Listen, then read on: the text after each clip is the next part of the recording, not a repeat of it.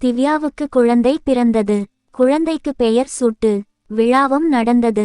பெயர் சூட்டு விழாவில் ஜோசியர் ஜாதகம் எழுத வந்தார்.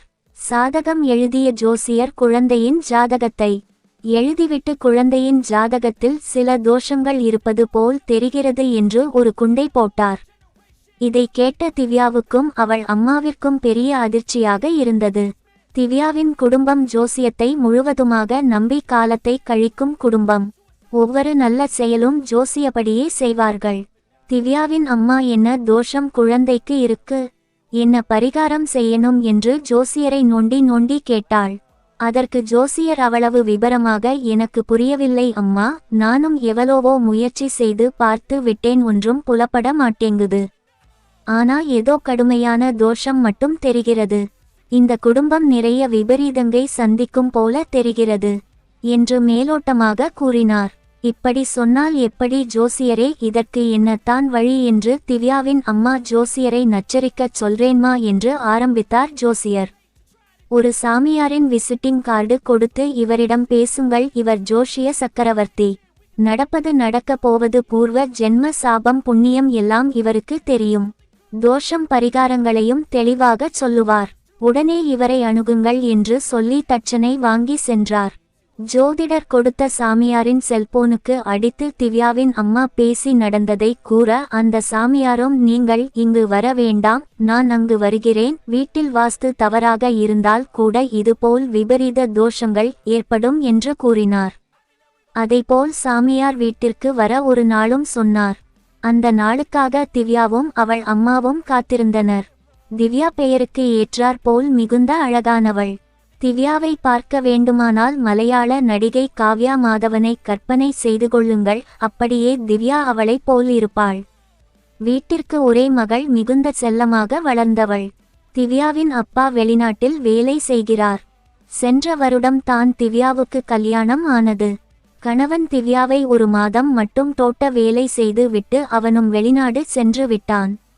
நல்ல வருமானம் திவ்யா பூரித்து இருந்தாள். திவ்யா குழந்தை பிறந்த சந்தோஷத்தில் உடல் பெருத்து. சாமியார் சொன்ன நாளும் வந்தது. சொன்னது போல் சாமியாரும் வீட்டிற்கு வந்தான். சாமியாரிடம் ஒரு சக்தியும் கிடையாது. ஏதோ அவர் குத்து மதிப்பாய் விடும் ரீல்கள், சொன்ன வாக்குகள் பலித்ததால் சீக்கிரமாக புகழ் அடைந்தான். இது திவ்யாவுக்கும் அவள் அம்மாவுக்கும் தெரியாது.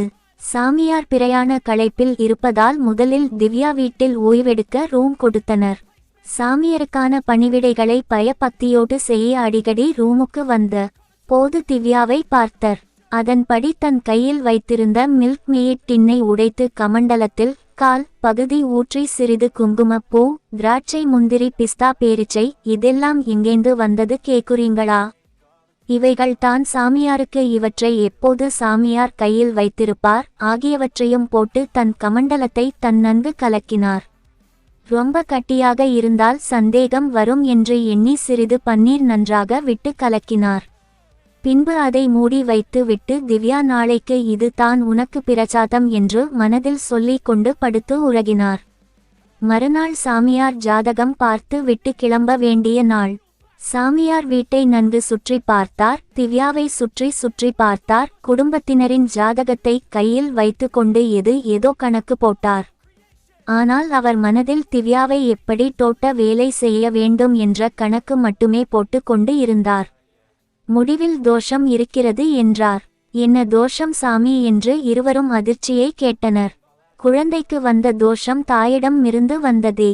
திவ்யாவிற்கு தோஷம் இருக்கு. திவ்யாவின் கிரகத்தில் துஷ்ட தேவதைகள் குடி கொண்டுள்ளன. குழந்தை பிறந்ததிலிருந்து குழந்தையின் தந்தைக்கு எந்நேரத்திலும் துர்மரணம் நேரலாம். இந்த தோஷத்தை போக்க உடனே பரிகாரம் பண்ண வேண்டும் என்றார். ஏன்னா பரிகாரம் சாமி என்று திவ்யாவின் அம்மா கேட்டாள். உங்கள் மகள் பரிகாரம் செய்ய வேண்டும் என்றார். சரி சாமி, இன்னைக்கே அந்த பரிகாரம் செஞ்சிடுவோம் சாமி என்று திவ்யாவின் அம்மா பதற்றமாய் கூற, இங்கே அதற்கு சரிபடாது. என் ஆசிரமத்திற்கு வந்தால் ஒரு வாரம் தங்கி முழுமையாக பரிகாரம் செய்து விடலாம், குடும்பத்தோடு வரவேண்டும் என்று அவசியம் இல்லை. எப்படி சாமி? திவ்யா குழந்தையை விட்டுவிட்டு தனியா ஆசிரமத்திற்கு என்று இழுத்தாள் திவ்யாவின் தாய். சொல்ல வேண்டியதை சொல்லிட்டேன், அதற்கு மேல் உங்கள் விருப்பம் இந்த பரிகாரம் சீக்கிரம் செய்யவில்லை என்றால் எந்த நேரத்தில் வேண்டுமானாலும் குழந்தையின் தந்தைக்கு துர்மரணம் நேரலாம் என்றார் சாமியார். சரி, நான் கிளம்புறேன், நீங்க முடிவு பண்ணிட்டு எனக்கு தகவல் கொடுங்க, நான் பரிகாரத்துக்கு வேண்டிய ஏற்பாடெல்லாம் பண்றேன். சரி திவ்யா, இங்க வாம்மா, இங்கே உட்காரு என்று தனக்கு எதிரே திவ்யாவை அமர வைத்தார் சாமியார். இந்தாம்மா, இது என் ஆசிரமத்தில் செய்த பிரசாதம், இத குடிசிடுமா என்று கமண்டலத்தை திவ்யாவின் கையில் கொடுத்தார். திவ்யாவும் பயபக்தியோடு குடித்தாள். நான் சொன்னது ஞாபகம் இருக்கட்டும், எவ்வளவு சீக்கிரம் செய்கிறோமோ அவ்வளவு சீக்கிரம் நன்மை பயக்கும் என்று சொல்லி விட்டு சாமியார் காரில் கிளம்பி விட்டார். திவ்யாவுக்கே ஆச்சரியம் கலந்த அதிர்ச்சியாக இருந்தது. தன் மகன் தன்னுடைய தாலிக்கு வினயமாக வருவான் என்று நினைத்தபோது அவள் உடல் பதறியது. திவ்யாவுக்கு ஆனால் இவர் சாமியார் தானா என்று தோன்றியது. திவ்யாவின் அம்மா அவளை ஆசிரமத்துக்கு போய் ஒரு வாரம் இருந்து பரிகாரம் செய்ய சொன்னாள். திவ்யா மறுத்து அவர் சாமியார் இல்லை என்று கூறினார். திவ்யா அம்மா அவளை திட்டி சாமியார்கள் முற்றும் துறந்தவர்கள் என் சொல்லி திவ்யாவின் மனதை மாற்றி திவ்யாவை அங்கு செல்ல முயன்றாள். முற்றுப்புள்ளி. ஒரு வழியாக திவ்யாவுக்கு தாலி பயம் காட்டி திவ்யாவை சாமியாரின் ஆசிரமத்துக்கு செல்ல சம்மதம் தெரிவிக்க வைத்தாள். ஒரு வாரத்துக்கு குழந்தையை தான் கவனித்துக் கொள்வதாகவும் பரிகாரம் செய்யும் போது சாமியார் சொல்வதை கேட்டு நடக்கும்படியும் திவ்யாவுக்கு அறிவுரை சொன்னாள். சாமியாருக்கு செல்போனில் சொல்லிவிட்டு 8 மணி நேர பயணத்துக்கு பிறகு திவ்யா கேரளாவின் மலையடர்ந்த பகுதியில் இருந்த ஆசிரமத்துக்கு வந்தாள். பிரயாண களைப்பு அவள் உடலை வாட்டியது. ஆசிரமத்தில் கூட்டம் அதிகமாக காணப்பட்டது. ஆசிரமத்தில் நிறைய பெண்கள் வேலை செய்வதை பார்த்ததும் திவ்யா கொஞ்சம் ஆறுதல் அடைந்தாள. கூட்டம் கலைந்த பிறகு திவ்யாவை சாமியார் ஒரு குடிலில் தங்க சொன்னார். முற்றுப்புள்ளி. திவ்யாவின் குடிலுக்கு ஒருத்தி வந்து பரிகார ஏற்பாடு செய்யப்பட்டிருப்பதாகவும் சாமியாரே வந்து திவ்யாவை அழைத்து கொள்வதாகவும் சொல்லிவிட்டு போனாள். மணி மதியம் 1 ஆனது. திவ்யா சாப்பிட்டு விட்டு படுத்தாள். இரவு 7 மணிக்கு திவ்யா எழுப்பப்பட்டாள். அதே பெண் திவ்யாவுக்கு சாப்பாடு கொடுத்தாள். அதற்கு பிறகு திவ்யாவுக்கு தூக்கம். முற்றுப்புள்ளி. அவள் சாப்பிட்டு முடிக்கவும் சாமியார் வரவும் சரியாக இருந்தது. சாமியாரும் சைகை மூலமாகவே தன்னை தொடர்ந்து பின்னால் வர சொல்லிவிட்டு போய்விட்டார். திவ்யா சாமியாரை தொடர்ந்தாள்.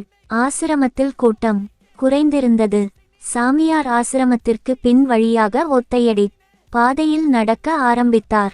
திவ்யாவும் சாமியார் பின்னால் பயந்து கொண்டே சென்றாள். சாமியார் வழியில் வந்த 2 அடைக்கப்பட்ட இரும்பு கேட்டுகளை திறத்து திவ்யாவும் சாமியாரும் உள்ளே சென்று திரும்பி பூட்டி விட்டு மீண்டும் நடந்தார். அரை மணி நேர நடைக்கு பிறகு திவ்யாவுக்கு அருவியின் சத்தம் கேட்டது. அதைத் தொடர்ந்து ஒரு குடிலும் இருந்தது. அழகான அருவி அருகில் சாமியாரின் குடில். குடிலில் பரிகாரம் செய்ய தயாராக இருந்தது. முற்றுப்புள்ளி. சாமியார் குடிலுக்குள் நுழைந்தார். திவ்யாவும் பின்னாடியே சென்றார். சாமியார் இந்த பிரசாத்தை சாப்பிடு என்றார். அவளும் பிரசாதம் சாப்பிட்டு விட்டு அப்படியே தூங்கி விட்டாள். சாமியார் தோட்ட வேலை செய்ய ஆரம்பித்தார். தூக்கம் தெளிந்து எழுந்து பார்க்கும் போது தான் தெரிந்தது சாமியார் தோட்ட வேலை செய்து இருப்பது. அவர் சாமியார் இல்லை என்ற அப்பொழுது தான் தெரிந்தது.